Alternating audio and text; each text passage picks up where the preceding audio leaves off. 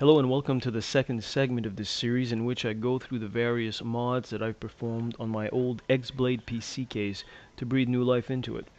In this video we'll be looking at how I installed a flow meter so that it is visible from the front bezel. This is the Koolance INS-FM16 flow meter pictured here. Of all the water cooling gadgets available on the market, the option for off-the-shelf flow indicators are surprisingly low. This model was the only option for me as I disliked the other ones available. This device is intended to be used with the Koolance flow meter frequency adapter shown here. I personally had no interest in the latter. What I was interested in was having the face of the meter visible somewhere on the front of the case when I opened the front bezel door. I realized that the face of the unit fit perfectly inside a 5 1/4 plastic bay cover at the front and would be the ideal place to have it showing. So to establish where to cut the hole, the first thing I did was screw in the elbow fittings to the meter. I then lay the unit face down on the back of the plastic bay cover, leaving 1/8 of an inch between the inner edge of the cover and the heads of the fittings. Holding the meter at that position, I outline the face on the back of the cover using a marker. Using a hole saw with the same diameter as the face of the meter, I then cut the hole out with a drill press. So now I had my hole cut out at the right spot on the panel. Oh, and if anybody's wondering what that switch is on the right, it's for the cold cathode ray bulbs inside the case. Now to mount the unit to the chassis. As luck would have it, the space between the drive bay chassis panel at the back and the outer drive bay edge of the front bezel is the same as the thickness of the flow meter, with 1/16 of an inch to spare.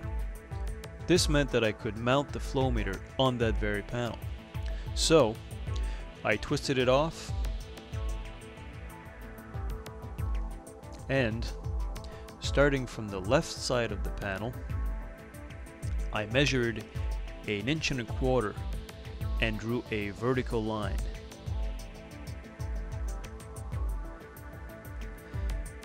I then put a 90-degree bend along that line as shown here. This creates the clearance required for the elbow fittings to pass through.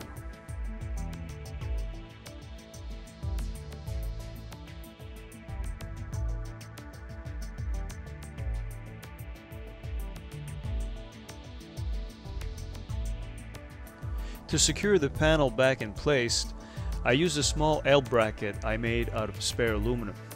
I riveted one face of the bracket to the back of the panel and riveted the other face to the side of the drive bay frame.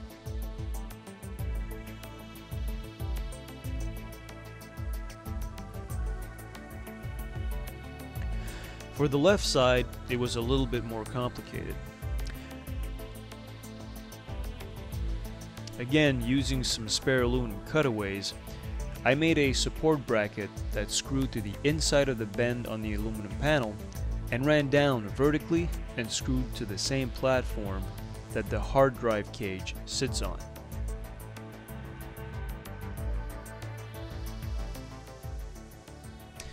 You can see a shot of the bracket here, and here are the screws that secure the bracket on the platform. Here's another angle.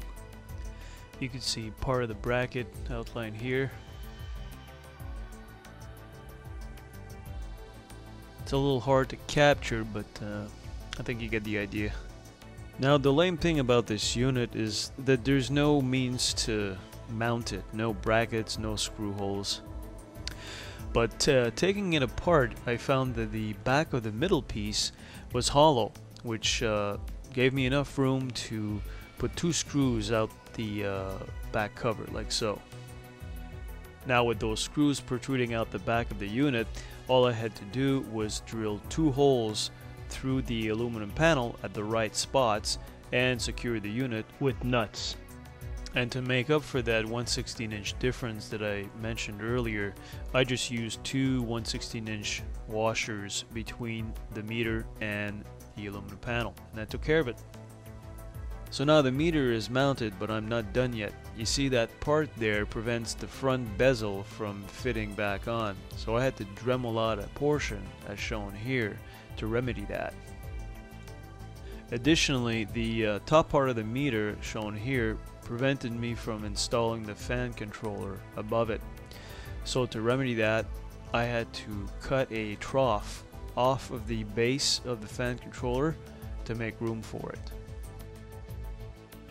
Because I'd be pumping UV reactive coolant through the loop, I wanted to have UV LEDs instead, so I swapped out the blue LEDs with UV ones.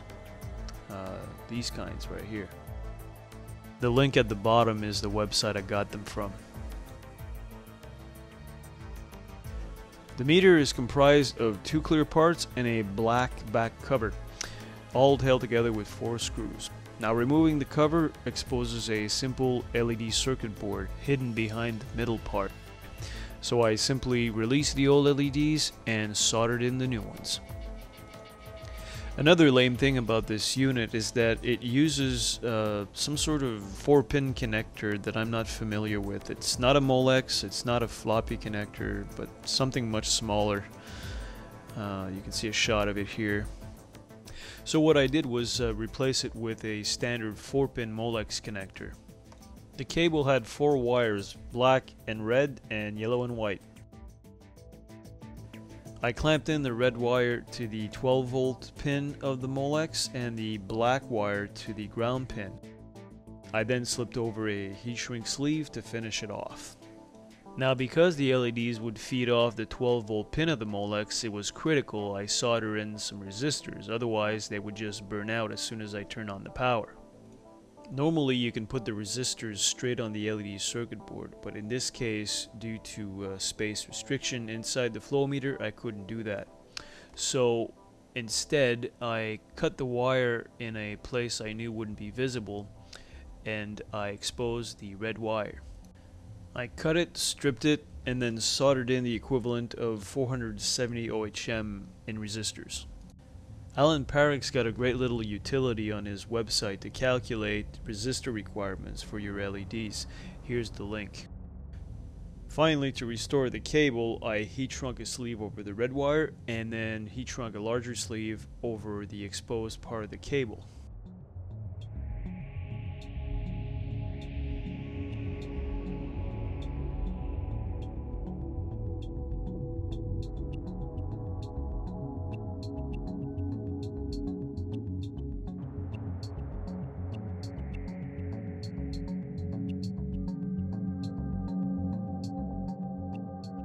One thing to know about these LEDs is that they're rated 2000 MCD, so they are very bright. Too bright, in fact, in this case.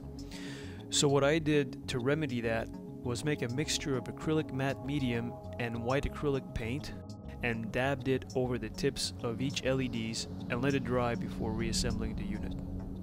This tones down the brightness enough that it isn't blinding anymore, yet still makes the liquid glow nicely.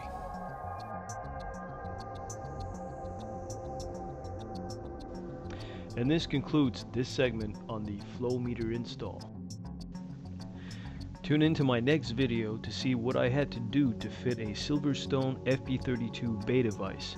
I'll also show you a customized installation of a Danger Den fill port reservoir, as well as how to fit 3/8-inch tubing to the SwiftDeck MCP655 pump. Thanks again for watching, and don't hesitate to leave your questions and comments.